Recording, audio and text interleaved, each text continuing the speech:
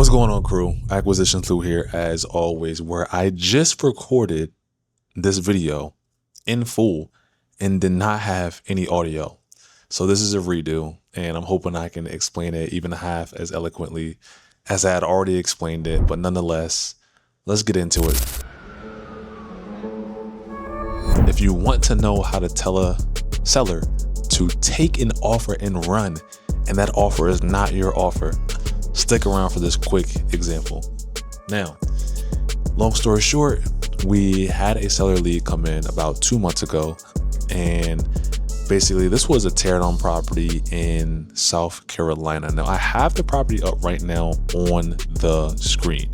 So when this lead originally came in, they were hoping to receive about $100,000. Now this property is teardown property, South Carolina, just over 2,000 square feet.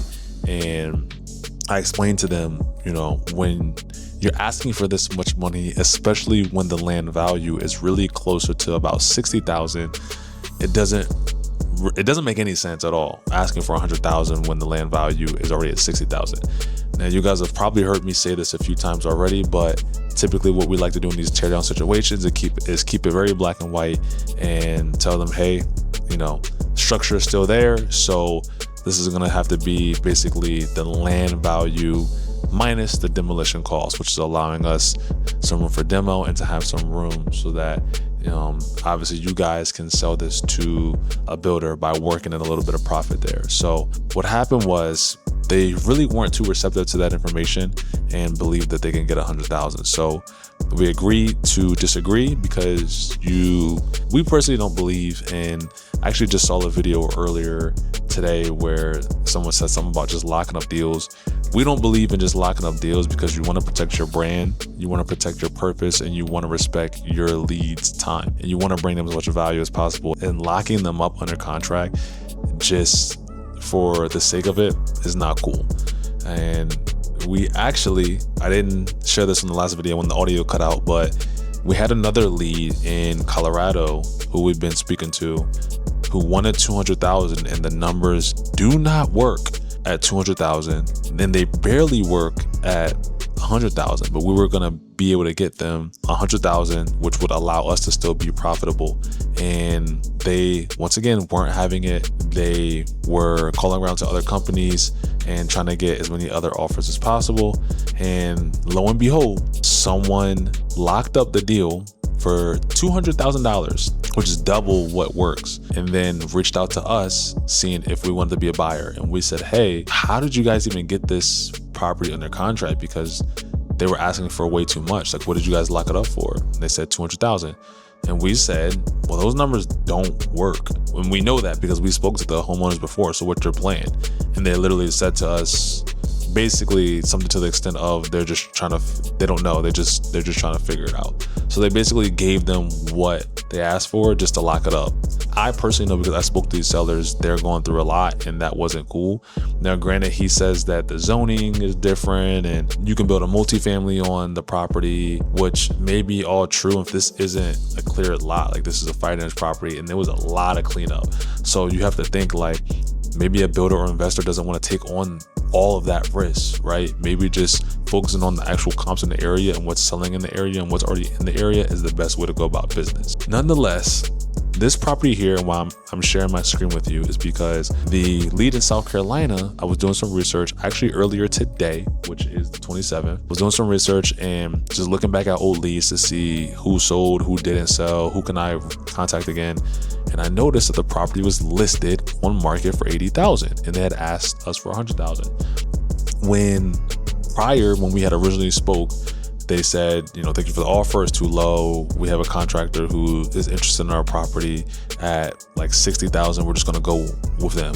And we said, okay, cool. So when I saw this listed, I immediately reached out, more so out of curiosity, to ask, hey, I know you said you're the contractor at 60,000 and now I see the property listed at 80,000. What's going on? So basically they said, before we decided to move forward with the contractor, after we told you no to your offer, which we offered them 40,000, they basically said, we consulted a realtor and the realtor told us that we should be able to get, if we clear the lot, we should be able to get $130,000. and based on the structure at even on the lot, we should be able to get $80,000. I told her that's just not true. It's just not true. And I hate to discredit certain professions and certain people, but that's literally just not true, because the land itself, we know, is worth $60,000. To confirm my point, if you look at where I'm sharing my screen, I had a conversation with her, which led to her removing the listing on the 27th, which is today, after our conversation. And here's why. I told her, listen, your realtor, I'm sure they're great, but they're not factoring in the demolition costs, they're not factoring in the rebuild costs, and they're not factoring in any profit for someone who wants to purchase this property. I said, your property is worth about $365,000. And when we factor in, let's say, $30,000 for demolition and a great contractor who has his own crew who can get materials for as cheap as possible to rebuild this, and I'm probably still low, but let's just say on the minimum, he can rebuild this for $255,000, let's just say, which is a stretch. This is where we get to 80,000.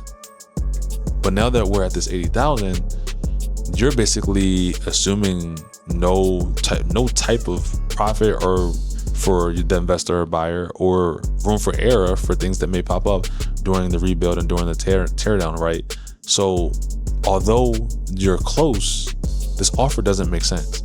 What your realtor is telling you doesn't make sense. Now, what they said to me is, well, yeah, we currently have an offer from another contractor who is matching the previous offer that we had with our original contractor, which is at $60,000 again.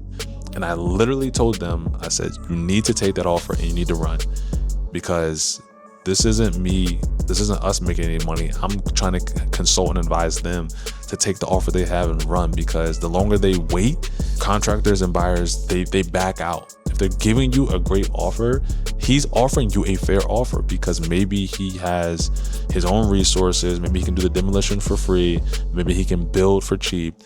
He's offering you land value that is as fair as it gets, right? So I told her, hey, you got an offer for $60,000, take it and run. And within an hour, the listing, as you can see right here, the listing was removed. So this is really just a story of making sure that you don't chase leads. If it's not going to work out, if it's not meant to be, it's not meant to be. You want to remain persistent. Obviously, this is why I do check every 2 to 3 weeks. I check on old leads to see if they sold or what's going on online, because ultimately what you want to always do is bring a lead value, because you bring them value. We've had leads circle back to us and want to work with us.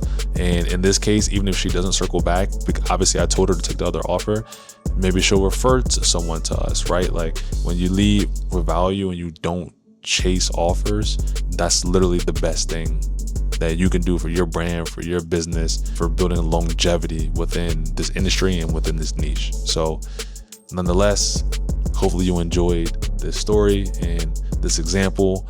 Much more on the way. And as I get out of here, like I said, always lead with value. That's the best thing you can do. And the cherry on top of that and the byproduct of that is that you'll make money along the way. Till the next one.